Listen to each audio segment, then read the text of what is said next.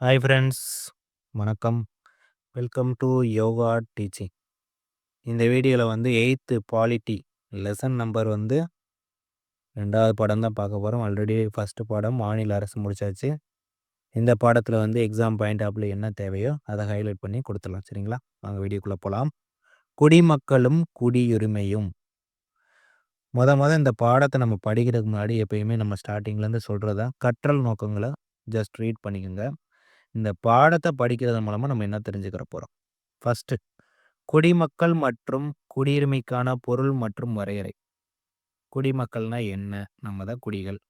அந்த குடிமக்களுக்கு தேவையான குடியுரிமை என்ன இந்த சட்டங்கள் சொல்லுது, அதை பற்றி நம்ம பார்க்க போகிறோம். இந்திய அரசியலமைப்பு சட்டம், இந்திய குடியுரிமையை பெறுதல் இழத்தல், அதை பற்றி நம்ம படிக்க போகிறோம். வெளிநாட்டு குடியுரிமையுடைய தன்மைனா என்னன்னு பார்க்க போகிறோம். குடிமக்களுடைய உரிமைகளும் பொறுப்புகளும். ஓகே, இந்த விஷயம் தான். இந்த பாடம் ரொம்ப ரொம்ப சின்ன பாடம். கரெக்டாக எக்ஸாமில் என்ன தேவையோ அதை மட்டும் பார்க்கலாம். Okay, first box. ஒரு நாட்டின் அரசாங்கத்தை பற்றியும் மக்களுடைய உரிமைகள் மற்றும் கடமைகளை பற்றி படிக்கக்கூடிய இயலுக்கு தான் குடிமை இயல்னு சொல்லுவாங்க. இந்த குடிமகன்றது வந்து பார்த்தீங்கன்னா சிட்டிசன், ஆங்கிலத்தில் சிட்டிசன்னா குடிமகன். இந்த சொல் வந்து சிவிஸ் என்னும் லத்தீன் வார்த்தையிலிருந்து பெறப்பட்டது. என்னங்க? குடிமகன் என்ற சொல் சிவிஸ் என்னக்கூடிய லத்தீன் வார்த்தையிலிருந்து பெறப்பட்டது. அப்ப இந்த சிவிஸ்னா என்ன? அதான் மீனிங். சிவிஸ்னா இதன் பொருள் எங்க பாருங்க. பண்டைய ரோமாபுரியில் இருந்த நகர நாடுகளுடைய குடியிருப்பாளர் என்பதாகும். அப்ப சிவிஸ்னா குடியிருப்பாளர்னு அர்த்தம். சரிங்களா? பண்டைய லத்தீன் வார்த்தை சிவிஸ், அதாவது குடிமகன், அந்த சிட்டிசன்ற வார்த்தை வந்து சிவிஸ் என்னும் லத்தீன் வார்த்தையிலிருந்து தான் பெறப்பட்டது இந்த சொல். அதாவது குடிமகன் என்ற சொல் சிவிஸ் என்னும் லத்தீன் வார்த்தையிலிருந்து பெறப்பட்டது. இந்த சிவிஸ்னா என்னங்க? குடியிருப்பாளர். ஓகே, இது எக்ஸாம் பாயிண்ட் ஆஃப்ல கேட்டிருக்காங்க. ஓகே, நகர நாடுகள் அமைப்புகள் மறைந்த பின்னர் இச்சொல் வந்து நாடுகளுடைய உறுப்பினர் என்ற பொருளில் பயன்படுத்தப்பட்டது. குடியிருப்பாளர்ன்ற மீனிங்ல இருந்து நாடுகளின் உறுப்பினர்ன்ற பொருளில் பயன்படுத்தப்பட்டது. காரணம், இந்த நகர நாடுகள் அமைப்புகள் வந்து காலப்போக்கில் மறைஞ்சிருச்சு. அதனால குடியிருப்பாளர்லேருந்து நாடுகளின் உறுப்பினராக மாற்றப்பட்டது. ஒரு நாட்டின் குடிமக்கள் அனைத்து விதமான குடியியல் அரசியல் உரிமைகளை அனுபவிக்க தகுதி உடையவர்கள் சொல்றாங்க. இதுதான் அறிமுகம். அப்ப அறிமுகத்துல சிட்டிசன், அதாவது குடிமகன் என்னும் சொல் சிவிஸ் என்னும் லத்தீன் வார்த்தையிலிருந்து பெறப்பட்டது பார்த்தா. அப்ப சிவிஸ்னா என்னங்க? குடியிருப்பாளர். அதுக்கு மீனிங் என்ன வார்த்தை? லத்தீன் வார்த்தை. அது ரொம்ப முக்கியம். சரிங்களா? ஓகே, அடுத்து குடிமகனும் குடியுரிமையும். ஒரு அரசால் வழங்கப்பட்ட சட்ட உரிமைகளையும் சலுகைகளையும் அனுபவிப்பவரும், அதே வேளையில நாட்டின் சட்டங்களை மதித்து நடப்பவரும், அவருக்குமான கடமைகளை நிறைவேற்றுபவர் தான் நாட்டுடைய குடிமகன். அப்போ ஒரு நாட்டுடைய குடிமகன்னா என்னன்னா, இந்த நாட்டில் இஷ்டத்துக்கெல்லாம் வாழ்ந்துட முடியாதுங்க. அவருக்குன்னு சட்ட திட்டங்கள் இருக்கு, அவருக்குன்னு சில கடமைகள் இருக்கு. சட்டங்களை மதித்து நடக்கணும். அவருடைய கடமைகளை இந்த நாட்டில் அவருக்குன்னு கொடுக்கப்பட்ட கடமைகள் நிறைவேற்றணும். அதான் அந்த நாட்டுடைய குடிமகன் அப்படின்னு சொல்றாங்க. ஓகே, இந்த குடியுரிமைன்னா என்னன்னா, ஒரு குடிமகன் அவர் விரும்பும் காலம் வரையில் அந்நாட்டில் சட்டப்படியாக வசிக்கக்கூடிய உரிமையை பெறார். ஓகே, நம்ம ஏனதானன்னு ஒரு நாட்டில் வாழ முடியாது. அந்த நாடு விதிக்கப்பட்ட சட்ட விதிமுறைகளுக்கு உட்பட்டு தான் நம்ம வாழணும். ஓகே, ஏனதானன்னு வாழ்ந்தோம்னா அது நாடே கிடையாது. நிறையா பிரச்சனைகள் வர ஆரம்பிச்சிடும் இஷ்டத்துக்கு வாழ்ந்தோம்னா. குடியுரிமையோட வகைகள் கொடுத்துருக்காங்க. குடியுரிமை வந்து 2 வகைப்படும். ஒன்று இயற்கை குடியுரிமை, 2வது இயல்பு குடியுரிமை. இந்த இயற்கை குடியுரிமைனா என்னன்னா, பிறப்பால் பெறக்கூடிய குடியுரிமை எல்லாமே இயற்கை, அதாவது நேச்சுரலாக கிடைக்கக்கூடிய சிட்டிசன்ஷிப். குடியுரிமைனா என்னங்க? ஆங்கிலத்தில் சிட்டிசன்ஷிப், அதாவது சிவிஸ். ஓகே, இயல்பு குடியுரிமைனா இயல்பாக விண்ணப்பித்து பெறக்கூடிய குடியுரிமைன்னு பார்க்குறோம். ஓகே, அடுத்து இந்த பாக்ஸ் பாருங்க. இந்திய குடியுரிமை சட்டம் 1955 கேட்கலாம் கொஸ்டின். இந்திய குடியுரிமை சட்டம் எப்போது இயற்றப்பட்ட ஆண்டுனா 1955. இந்த குடியுரிமை சட்டம் என்ன சொல்லுதுன்னா, இந்திய குடிமகன் தன்னுடைய குடியுரிமையை வந்து என்னென்ன வழியிலலாம் பெறலாம், என்னென்ன வழியிலலாம் இழத்தல் அப்படின்னா முடிவுக்கு கொண்டு வரும். இழத்தல்னு என்னங்க? அவருடைய குடியுரிமையை முடிவுக்கு கொண்டு வரும். இத பத்தி விதிகள கூறக்கூடிய சட்டம் தான் இந்த இந்திய குடியுரிமை சட்டம். 1955. இது வந்து டிஎன்பிசில கேட்டிருக்காங்க. இந்திய குடியுரிமை சட்டம்னா 1955 ஞாபகம் இருக்கணும். ஓகே. அடுத்து குடியுரிமையை பெறுதல். 1955ஆம் ஆண்டு இந்திய குடியுரிமை சட்டம் என்ன சொல்லுது? குடியுரிமை பெறுவதற்கான 5 வழிமுறைகள் 5 ஸ்டெப்ஸ் என்னன்றத பார்ப்போம். 5 வழிமுறைகள சொல்லுது. எது சொல்லுது? இந்திய குடியுரிமை சட்டம் 1955 என்னென்ன சொல்லுதுன்னு பார்ப்போம். அந்த 5 வழிமுறை என்னன்னு பார்ப்போம். ஃபர்ஸ்ட்டு பிறப்பால் பெறக்கூடிய குடியுரிமை. பிறப்பால்னா இந்த இயர்லாம் ரொம்ப முக்கியங்க. இத பத்தி தான் கேட்பாங்க. பிறப்பால் ஒரு ஒரு குடிமகன் வந்து எப்படி குடியுரிமை பெறார்னா, ஃபர்ஸ்ட் பாயிண்ட் இந்தியாவுல வந்து 1950 ஜனவரி 26 அன்று இல்லன்னா அதுக்கப்புறம். ஓகே. 1950 ஜனவரி 26 அன்று அல்லது அதற்கு பின்னாடினா ஜனவரி 27, 28 அந்த மாரி. அதன் பிறகு அதே சமயம் 1987 ஜூலை 1 ஜூலை 1 1க்கு முன்னாடி பிறந்த ஒரு நபர் வந்து அவருடைய பெற்றோர் எந்த நாட்டிலேயும் பிறந்துட்டாலும் அவர் வந்து இந்திய குடியுரிமையை பெறலாம். பிறப்பால் எந்த நாட்டவராயினும் பிறப்பால் இந்திய குடியுரிமை பெறுகிறார். பிறப்பால் அவர் வந்து இந்திய குடிமகனா இருக்கும் பட்சத்துல அவர் வந்து என்ன பண்ணலாம்? இந்திய குடியுரிமை பிறப்பால் அவர் ஒரு இந்தியர்ப்பா. அப்ப பிறப்பால வந்து அவர் வந்து சிட்டிசன்ஷிப் வாங்கலாம். அதுக்கு அந்த இயர் முக்கியம். 1950 ஜனவரி 26 அன்றோ இல்ல அதுக்கு பின்னாடியோ, இல்லன்னா 1987 ஜூலை 1 இல்லன்னா அதுக்கு முன்னாடி பிறந்த ஒரு நபர் வந்து வெளிநாட்டவரா இருந்தாலும் அவர் பிறப்பால என்னது? அவர் ஒரு இந்தியர். அப்ப அவர் வந்து பிறப்பால் வந்து இந்த குடியுரிமைய வாங்கலாம் அப்படின்னு சொல்றாங்க. ஓகே. ஃபர்ஸ்ட் பாயிண்ட் அதான் சொல்லுது. செகண்ட் பாயிண்ட் வந்து 1987 ஜூலை 1 மற்றும் அதற்கு பின்னாடி இந்தியாவில் பிறக்கக்கூடிய குழந்தையுடைய பெற்றோரில் ஒருவர் அச்சமயத்தில் இந்திய குடிமகனாக இருக்க வேண்டும். இது என்ன சொல்ல வருதுன்னா, பிறப்பால ஒருத்தவங்களுக்கு எப்படி குடியுரிமை வாங்குறது. அதான் பிறப்புன்னே ரிப்பீட்டடா வரும். ஓகே. 1987 ஜூலை 1 மற்றும் அதுக்கு பின்னாடி இந்தியாவுல பிறக்கக்கூடிய குழந்தையுடைய பெற்றோர். ஓகே. இந்தியாவுல பிறக்குது. அந்த டயத்துல குழந்தை பிறக்குதா, அந்த டயத்துல பெற்றோர்ல ஒருவர் என்ன பண்ணணும்? இந்திய குடிமகனா இருத்தல் வேண்டும். ஓகே.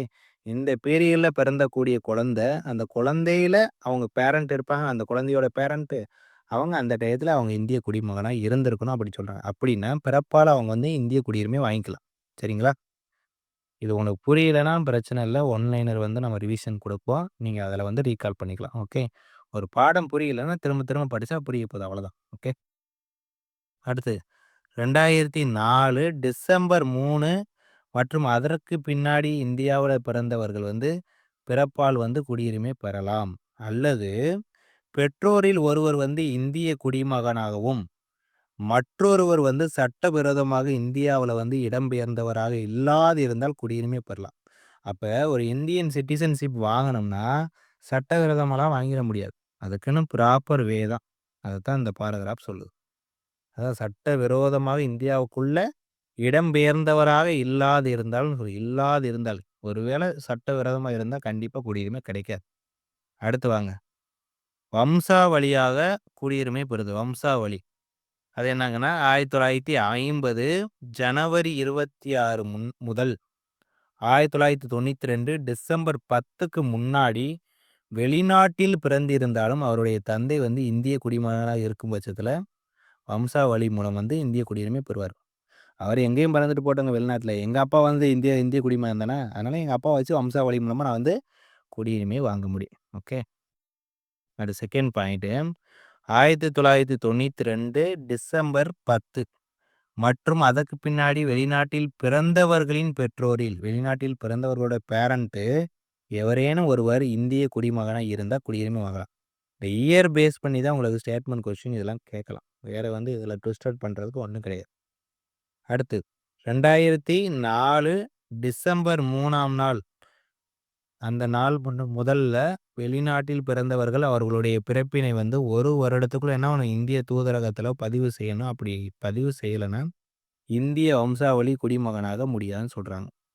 இப்ப 2004 டிசம்பர் 3ன்னா, அந்த டேட்லருந்து டிசம்பர் 4, டிசம்பர் 5 அப்படியே 2005 இந்த மாரி இதில வந்து பிறக்கக்கூடிய வெளிநாட்டில பிறந்தவங்க வந்து 1 வருஷத்துக்குள்ள என்ன பண்ணணும்? இந்திய தூதரகத்தில ரிஜிஸ்ட்ரேஷன் பண்ணணும்.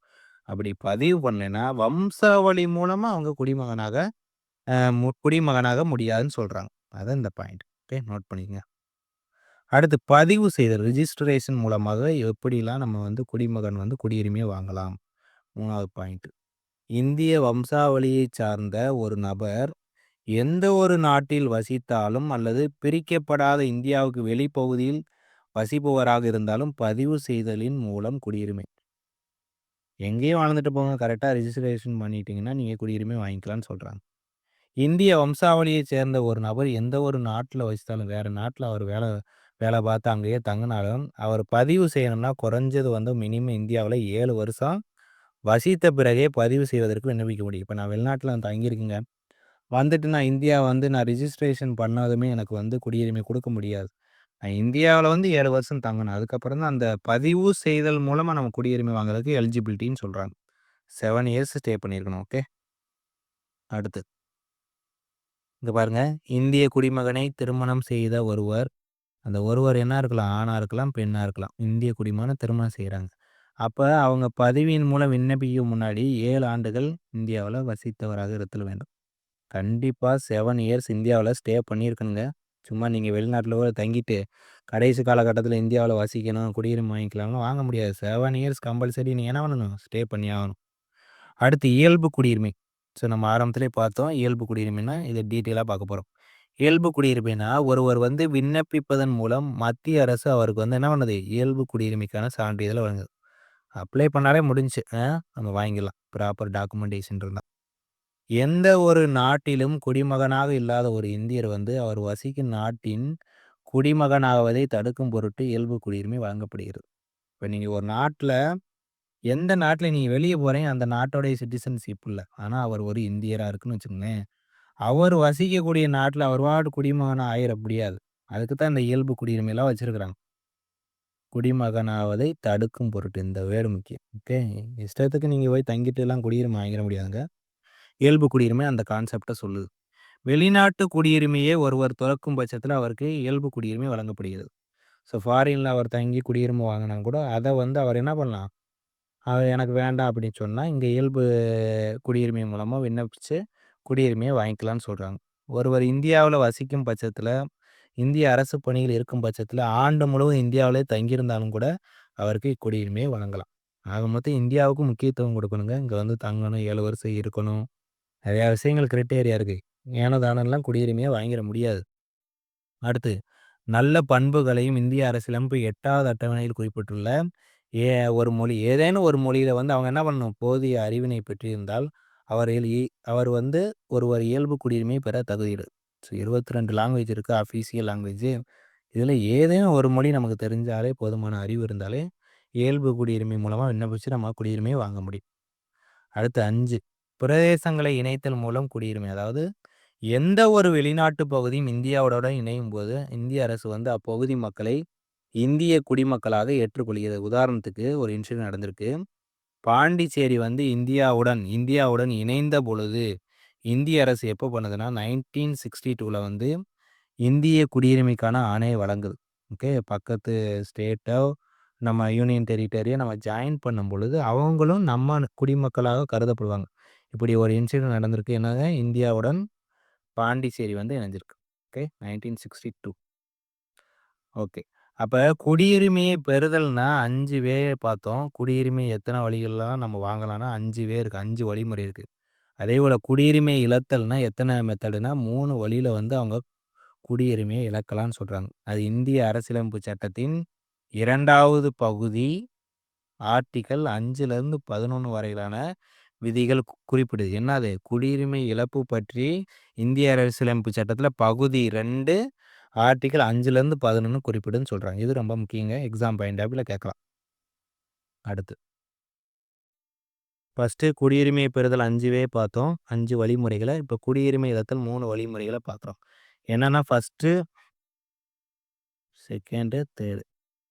ஃபர்ஸ்ட்டு வந்து பார்த்தீங்கன்னா, குடியுரிமை துறத்தல். அதாவது தானாக முன்வந்து குடியுரிமையை துறத்தல். அதாவது ஒருவர் வெளிநாட்டுடைய குடியுரிமையை பெரும் பட்சத்துல அவருடைய இந்திய குடியுரிமை கைவிடப்படுகிறது. அவர்தான் வெளிநாட்டு குடியுரிமை வாங்கிட்டார்ல, அப்புறம் எதுக்கு இந்திய குடியுரிமை? அது தானாவே முடிவுக்கு வந்துரும். குடியுரிமை முடிவுக்கு வருதல்னா, தாமாக முன்வந்து வெளிநாட்டின் குடியுரிமையை பெறும் பட்சத்தில், அவருடைய இந்திய குடியுரிமை தானாக முடக்கப்படும். அவர் ஃபாரின்ல போய் குடியுரிமை வாங்கிட்டாருன்னா, இந்தியாவுடைய குடியுரிமை ஆட்டோமேட்டிக்காவே ரிஜெக்ட் ஆயிடும். அடுத்து குடியுரிமையை மறுத்தல்னா, மோசடி, தவறான பிரதிநிதித்துவம், அரசியலமைப்பு சட்டத்திற்கு புறம்பா செயல்படுது. இப்படி இல்லீகல் அஃபென்ஸ் இந்த மாரி வச்சுட்டு இருந்தா, இவைங்களுக்கு குடியுரிமையே குடுக்கக்கூடாது. ஏன்னா நாட்ட சீரும் சின்னாமமா ஆக்கிருவாய்ன்டுவாய்ங்கல்ல. அதனால இவைங்கலாம் டேஞ்சர் ஃபெல்லோ. அவன் மேல ஒரு குற்றம், மோசடி இருந்தாலும் அவனுக்கு எதுக்குங்க சட்டப்படி அவனுக்கு குடுக்கணும்? எங்கேயும் போய் எங்கேயும் பண்றான். இவன்லாம் சிறையில தான் இருக்கு லாக்கின்னு சொல்லிட்டு என்ன பண்ணுவாங்க? குடியுரிமைய மறுத்து விட்டுருவாங்க. இந்த 3 வழிமுறைகள் தான் குடியுரிமைக்கான மறுத்தல். சரிங்களா? அடுத்து பாக்ஸ் நாட்டுரிமைனா என்ன? குடியுரிமைன்னா என்ன? குடியுரிமை இதுவரைக்கும் பார்த்துட்டீங்க. நாட்டுரிமைன்றத பாருங்க. நாட்டுரிமைனா பூர்வீகம், பிறப்பு, இனம் ஆகியவற்றின் அடிப்படையில ஒரு குறிப்பிட்ட நாட்டினர் இயல்பாக பெறக்கூடிய நிலைதான் நாட்டுரிமைன்னு சொல்லுவாங்க. சட்ட நடைமுறைகளுக்கு உட்பட்டு ஒரு நாட்டின் அரசாங்கத்தால் தனி ஒருவருக்கு வழங்கப்படுவதுதான் குடியுரிமைன்னு சொல்லுவோம். சட்ட நடைமுறைகளுக்கு உட்பட்டு இதுதான் குடியுரிமைன்னு சொல்லுவோம். நாட்டுரிமைக்கும் குடியுரிமைக்கும் என்ன டிஃபரன்ஸ்னா, நாட்டுரிமையை மாற்ற முடியாது. ஆனால் தனது குடியுரிமையை மாற்ற முடியும். புக் பேக்ல இது இருக்கு. நோட் பண்ணிக்கங்க. நாட்டுரிமையை மாற்ற முடியாதா? ஆமாங்க முடியாதுங்க. குடியுரிமையை மாற்ற முடியுமா? ஆமாங்க மாற்ற முடியும். இது புக் பேக்ல ஸ்டேட்மெண்ட் கொஸ்டின் இருக்கு. பின்னாடி பார்க்கலாம். அடுத்து ஒற்றை குடியுரிமை. இந்திய அரசியலமைப்பு சட்டம் நமக்கு எந்த மாதிரியான குடியுரிமை குடுக்குதுன்னா, ஒற்றை தான். இத நோட் பண்ணிக்கங்க. ஸ்டேட்மெண்ட்ல கேட்கலாம். எந்த மாதிரியான குடியுரிமையை இந்திய அரசியலமைப்பு சட்டம் நமக்கு குடுக்குதுன்னா, ஒற்றை குடியுரிமை. அப்போ ஒற்றை குடியுரிமை தான் நம்ம இந்தியாவுல ஃபாலோ பண்றோம். மத்த நாடுகள் எப்படின்னா, அதுக்கு ஒரு உதாரணம் குடுத்துருக்காங்க. அமெரிக்க ஐக்கிய நாடுகள், சுவிட்சர்லாந்து ஆகிய கூட்டாட்சி அமைப்பு கொண்டுள்ள நாடுகள்ல இரட்டை குடியுரிமை. அப்ப இரட்டை குடியுரிமை என்னங்க? என்னங்க குடுத்துருக்கு? யுஎஸ்ஏ, சுவிட்சர்லாந்து 2 குடுத்துருக்கு. ஓகே. அந்த இரட்டை குடியுரிமைனா என்ன? ஒண்ணு தேசிய குடியுரிமை, ஒண்ணு மாநில குடியுரிமை. சென்ட்ரல், ஸ்டேட் அந்த மாரி இருக்கும். ஆனா நம்ம இந்தியாவுல ஒற்றை குடியுரிமை தான். இந்திய குடிமக்கள் அனைவரும் இந்தியாவுல எங்கு பிறந்தாலும், வசித்தாலும் மாநில வேறுபாடின்றி குடியுரிமைக்கான அனைத்து அரசியல் மற்றும் குடிமையியல் உரிமைகளை அனுபவிக்கின்றனர். ஓகே. இப்ப இந்தியாவுல எத்தன ஸ்டேட் இருக்குங்க? 28 ஸ்டேட் இருக்கு. 8 யூனியன் டெரிட்டரி யூனியன் பிரதேசம். இந்த 28 ஸ்டேட்ல எந்த ஸ்டேட்ல இருந்தாலும் அவங்களுக்கு இந்தியாவுல இந்திய அரசியலமைப்பு சட்டம் என்ன சட்ட திட்டங்களுக்கு உட்பட்டு குடியுரிமை குடுக்குதோ அதுதான். இந்த ஸ்டேட், அந்த ஸ்டேட்ன்னு சொல்லி டிஃபரன்ஷியேட்டிவ் பார்ஷியாலிட்டிலாம் கிடையாது. ஓகே. எல்லாருக்கும் காமன் தான். அடுத்து முன்னுரிமை வரிசைப்படி குடியரசுத் தலைவர் தான் நாட்டுடைய முதல் குடிமகன். இது எல்லாருக்கும் தெரியும். ஓகே. அடுத்து இந்தியாவுல வசிக்கக்கூடிய வெளிநாட்டு குடியுரிமையை பெற்றவங்க. இந்தியாவுல வசிக்கிறாங்க. ஆனா, வெளிநாட்டுல போய் குடியுரிமை பெற்றவங்க என்னென்ன சொல்றாங்கன்னு பார்ப்போம். ஃபர்ஸ்ட்டு என்ஆர்ஐ அதாவது வெளிநாடு வாழ் இந்திய என்ஆர்ஐ நான் ரெசிடென்ட் இந்தியன். நோட் பண்ணிக்கங்க. என்ஆர்ஐயோட அப்ரிவியேஷன் கேட்கலாம். நான் ரெசிடென்ட் இந்தியன். கேட்கலாங்க. இதெல்லாம் படிக்கணும். ஏன் நம்ம என்னென்னமோ படிச்சுட்டு இருப்போம். திடீர்னு என்ஆர்ஐயோட அப்ரிவியேஷன் கேட்டுருவாங்க. நீங்க திருதர்ன்னு முழிக்கக்கூடாது. ஸோ, சமச்சீர் புத்தகங்கள ஒரு வரி விடாம படிக்கிறது நல்லது. இந்திய கடவுச்சீட்டினை பெற்று வெளிநாட்டில் வசிக்கக்கூடிய இந்திய குடிமக்கள் என்ஆர்ஐ. ஓகே. இந்தியாவுல பாஸ்போர்ட் வாங்கிக்கிட்டு வெளிநாட்டுல வசிக்கக்கூடிய இந்தியன் குடிமக்கள் தான் வெளிநாடு வாழ் இந்தியர். அடுத்து இந்திய பூர்வீக குடி யாருங்க? BIO. Person on Indian origin. அதாவது இந்திய பூர்வீக குடி. அதாவது மூதாதையர் அதாவது வயசானவங்க. வாயிலே நுழைய மாட்டுது. வயசானவங்க வெளிநாட்டில் குடியுரிமை அதுலயும் சில நாடுகள நீங்களாகன்னு குடுத்துருக்காங்க. பாகிஸ்தான் இல்ல, வங்காளதேசம், ஸ்ரீலங்கா, பூடான், ஆப்கானிஸ்தான், சீனா, நேபாளம் நீங்கலாக. இந்த நாட்ட தவிர்த்து வெளிநாட்டில் குடியுரிமை பெற்றக்கூடிய ஒருவர் இந்திய பூர்வீக குடின்னு சொல்றாங்க. பிஐஓ அதாவது பெர்சன் ஆன் இந்தியன் ஆரிஜின். அவங்க என்னன்னா 2015 ஜனவரி 9 முதல் என்ன ஆச்சுன்னா, இந்த பிஐஓ முறை திரும்ப இந்திய அரசால் பெறப்பட்டு ஓசிஐ உடன் இணைக்கப்பட்டது. அந்த ஓசிஐன்றத பின்னாடி பார்க்கலாம். இந்தா இருக்கு பாருங்க. ஓசிஐனா overseas citizen of India card holder. அதாவது வெளிநாட்டு குடியுரிமையை கொண்ட இந்தியாவுல வசிப்பதற்கான அட்டை வைத்திருப்பவர். அதாவது தான் ஓசிஐ. இது எப்ப இதோட இணைச்சுக்கிட்டாங்கன்னா, இந்த பிஐஓவ 2015 ஜனவரி 9ல பிஐஓ முறையை திரும்ப பெற்று ஓசிஐயோட இணைச்சிருக்காங்க. அத பாருங்க கீழ. இந்தியாவை பூர்வீகமாக கொண்ட வெளிநாட்டு குடிமகன், அதாவது பாகிஸ்தான், வங்காளதேசம் நீங்கலாக காலவரையின்றி இந்தியாவுல வசிப்பதற்கும், பணி செய்வதற்கும் ஓசிஐ அட்டையை பெறுகிறார். இவர்களுக்கு இந்தியாவில் வாக்களிக்கக்கூடிய உரிமை இல்ல. வோட்டிங் கிடையாது. வோட்டர்ஸ். வோட்டர்ஸ் கிடையாது. பட் லைஃப் லாங்கா நீங்க ஸ்டே பண்ணிக்கலாம். அதுவும் குறிப்பிட்ட நாடுகள தவிர்த்துட்டு தான் வெளிநாட்டுல தங்கணும். இந்த இத நோட் பண்ணிக்கோங்க. ஓகே. அடுத்து இந்திய குடிமக்களுடைய உரிமை, கடமை. மக்களுடைய அடிப்படை உரிமையா இருக்கட்டும், மக்களவை தேர்தலுக்கும், மாநில சட்டமன்ற தேர்தலுக்கும் ஓட் போடலாம். இந்திய அரசியலமைப்பு 42வது சட்ட திருத்தத்தின்படி இந்திய குடிமக்களுக்கான அடிப்படை கடமைகள் வரையறுக்கப்படுது. 42வது அரசியலமைப்புன்னா இது ரொம்ப ரொம்ப முக்கியம். 1976 இதை பற்றி நீங்கள் 10th பிரீஃபாக படிப்பீங்க. நோட் பண்ணிக்கோங்க. அடுத்து இந்த இதில் பாருங்க, இந்திய குடிமக்களுக்கான அடிப்படை கடமைகள் வரையறுக்கப்பட்டுள்ள அதில் சில விஷயங்கள் கொடுத்துருக்காங்க. நேர்மையாக வரி செலுத்துறதா இருக்கட்டும், மற்றவருடைய கருத்துக்களுக்கு, நம்பிக்கைகளுக்கு, உரிமைகளுக்கு மதிப்பளிக்கிறது, நாட்டின் பாதுகாப்பிற்காக செயலாற்றுதல், சட்டங்களை மதித்தல், கீழ்ப்படிதல். இது 10th ஸ்டாண்டர்டில் ஒரு 11 அடிப்படை கடமைகள் படிப்பீங்க. இதை ஜஸ்ட் ரீட் பண்ணிக்கோங்க. ஓகே. அடுத்து ஒரு நாட்டின் குடிமக்கள் அல்லாதவர்களை 2 வகைகளாக பிரிக்கும். ஒரு நாட்டில் குடிமக்கள் இல்லாதவங்க 2 டைப்பாக பிரிக்கலாம். ஒன்று அந்நியர், ஏலியன் சொல்லுவோம். இன்னொன்று குடியேறியவர், அதாவது இமிக்ரண்ட்டுன்னு சொல்லுவோம். அந்நியர்னா ஒரு நாட்டில் வசிக்கக்கூடிய குடிமகனாக அல்லாத அனைவரும் அந்நியர். உதாரணத்துக்கு வெளிநாட்டு சுற்றுலா பயணிகள், வெளிநாட்டு மாணவர்கள். குடியேறியவர்னா ஒரு நாட்டில் எந்த தடையும் இருக்காது. அந்த தடையுமின்றி நிரந்தரமாக வசிப்பதற்கும் பணிபுரிவதற்கும் உரிமை பெறக்கூடிய அந்நியர் தான் குடியேறணும்னு பார்க்குறோம். குடியேறியவர். அடுத்து ஒரு நற்குடிமகனுடைய பண்பு என்னவா இருக்குன்னா, அவர் அரசியலமைப்பு சட்டத்தின்படி கீழ்ப்படி நடக்கணும். சட்டத்துக்கு கீழ்ப்படியணும். சமுதாயத்துக்கு தன்னால் முடிஞ்ச பங்களிப்பு கொடுக்கறது, குடிமை பணி ஆற்றுறது, நற்பண்புகளையும் நீதியும் நிலைநாட்டுதல், வேற்றுமைகளை மறந்து நடத்தல். இந்த மாதிரி நல்ல குணங்கள் இருக்கணுங்க, நல்ல சிட்டிசன்ஷிப்பாக இருக்கிறதுக்கு. அடுத்து வெளிநாடு வாழ் இந்திய தினம். அதாவது வெளிநாடு வாழ் இந்திய தினம்னா பிரவாசி பாரதிய தினம்னு சொல்லுவாங்க. இது இந்திய அரசுடைய வெளியுறவுத்துறை அமைச்சகத்தால் 2 ஆண்டுகளுக்கு ஒரு முறை பிரவாசி பாரதி தினம் கொண்டாடப்படுது. இந்த தினம் எதுக்காகனா, இந்தியாவுடைய வளர்ச்சிக்காக வெளிநாட்டில் வசிக்கக்கூடிய இந்தியர்களுடைய பங்களிப்பை போற்றும் வகையில் கொண்டாடப்படுது. இது மகாத்மா காந்தி தான் முக்கியம். எக்ஸாம் பாயிண்ட் மகாத்மா காந்தி தென்னாப்பிரிக்காவிலேருந்து இந்தியாவுக்கு வந்திருப்பார். அந்த வருகை புரிந்த நாள் ஜனவரி 9. அந்த நாளை தான் பிரவாசி பாரதிய தினம், அதாவது வெளிநாடு வாழ் இந்திய தினம்னு நம்ம அனுசரிக்கிறோம். ஜனவரி 9. அதாவது மகாத்மா காந்தியடிகள் தென்னாப்பிரிக்காவிலேருந்து இந்தியா வருகை புரிந்த தினத்தை தான் நம்ம வெளிநாடு வாழ் இந்திய தினமாக கொண்டாடப்படும். சரிங்களா? அவ்வளோதான், பாடம் முடிஞ்சு. இந்த உலகளாவிய குடியுரிமை என்னன்னா, ஒரு குறிப்பிட்ட நாட்டின் குடிமகன் என்பதை விட உலகளாவிய சமுதாயத்தில் ஒவ்வொருவரும் அங்கம் எனும். ஒரு நாட்டோட குடிமகன்ன்றது உலகளாவிய சமுதாயத்திலையும் ஒரு அங்கமாக பார்க்கப்படணும். இந்த நாடு அந்த நாடுன்னு இல்லை. இது உலகளாவிய குடியுரிமை. ஒரு மனிதநேயம் இருக்குன்னு சொல்கிறாங்க. இளைஞர்களோட ஈடுபாடு, பங்களிப்பை பெறுவதே உலகளாவிய குடியுரிமையோட அடிப்படைன்னு சொல்கிறோம். அவ்வளோதாங்க, இந்த பாடம் முடிஞ்சு. புக் பேக்கை பார்த்துடலாம். Book back. சரியான விடை.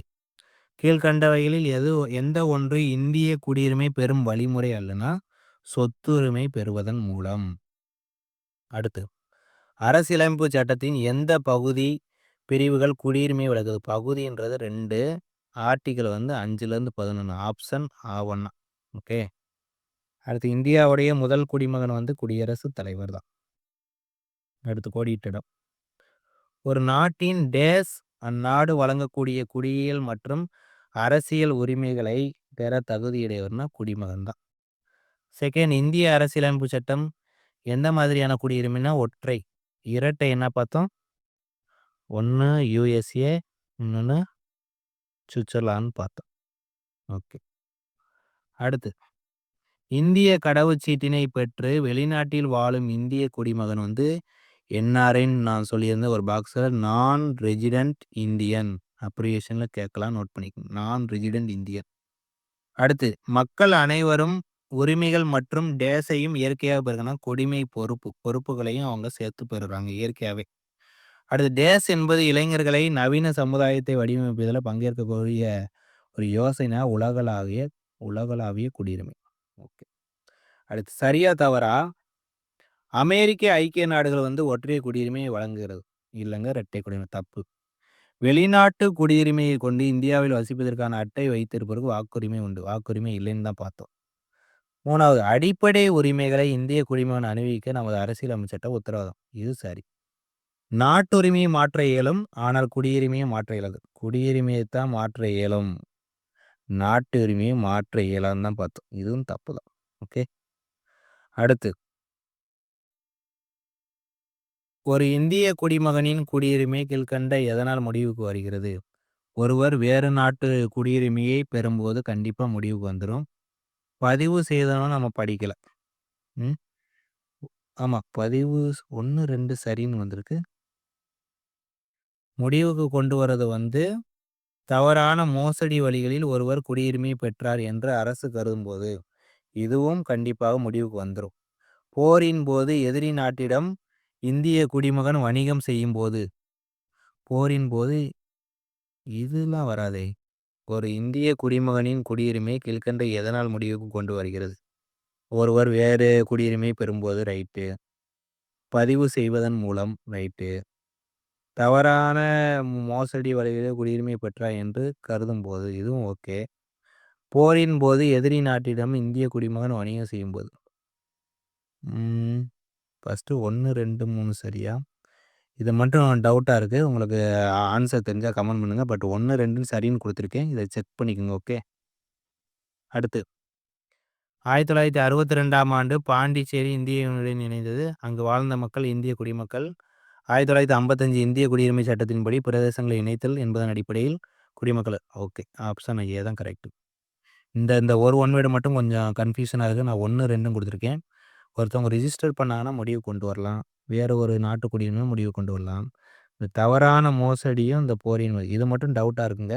தெரிஞ்சவங்க கமெண்ட் பண்ணுங்க. Thank you so much. அடுத்த லெசன்ல சந்திக்கலாம். இதோட லெசன் நம்பர் 2 முடியுது. இதனுடைய ஹைலைட்டான பிடிஎஃப் வந்து யோகா டீச்சிங் டெலகிராம்ல ஜாயின் பண்ணிக்கோங்க. அதுக்கான லிங்க் வந்து கீழ டிஸ்கிரிப்ஷன்ல குடுக்குறேன்.